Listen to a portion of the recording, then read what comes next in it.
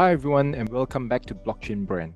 In this video, we're going to talk about a landmark decision by the Singapore High Court that recognized the crypto asset as a thing in action, enforceable by law and subject to a trust. This is the first time a common law court has made such a ruling. This video is a part of a series of videos where we cover lawsuits in the crypto space. But first, let us explain the background to this case. The case involved Bybit Fintech, a cryptocurrency exchange, and Ho Kai Sin, whom we will call H from now onwards, an employee of a contractor who handled Bybit's payroll processing. H was hired to maintain Microsoft Excel spreadsheets and tracked cash and payments to Bybit employees every month. This also included her recording and confirming the wallet addresses of the said employees before sending the Excel spreadsheet to a superior for approval for payment. On September 7, 2022, Bybit discovered 8 unusual crypto payments made, including 4 large transactions of USDT. All in all, Bybit discovered that H had transferred nearly 120,000 Singapore dollars and over 4 million USDT, a US dollar pegged stablecoin, to herself or her crypto wallets without authorization. These wallets were later identified as Wallet 1, 2,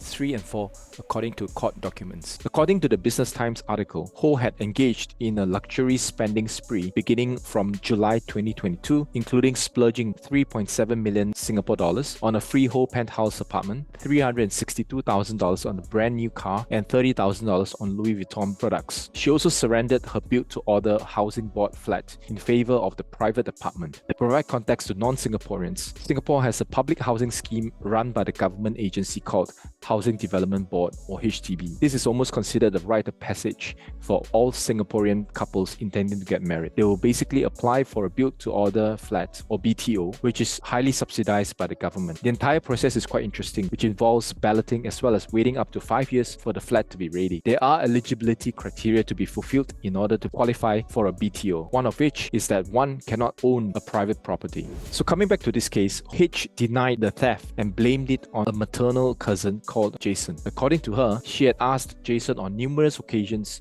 to assist her in checking the Excel files. It was during those sessions where Jason had apparently accessed her laptop and inserted his own wallet addresses into the Excel spreadsheet she was tasked with. An investigation revealed that she had opened accounts with exchanges likely to be FTX or Coin since they were named in the case. Her ID and self-portrait were linked to these accounts and wallet addresses 1, 2, and 4. Wallet 3 is identified to be a self-custodial wallet. The High Court judge found H's argument unconvincing and that Jason does not exist and was concocted by H to deflect blame. Let us now take a look at some interesting points arising from this case. First, the judge ruled that USDT is a thing in action as opposed to a novel type of intangible property. Now this is important because if it's classified as an intangible property, then it is deemed not capable to be held in trust. It differs from a physical property in the sense that it cannot be possessed in the manner we possess physical objects. As such, the concept of movable property is being ascribed to items like cash, debt, deposits of money, bonds, shares, or other securities,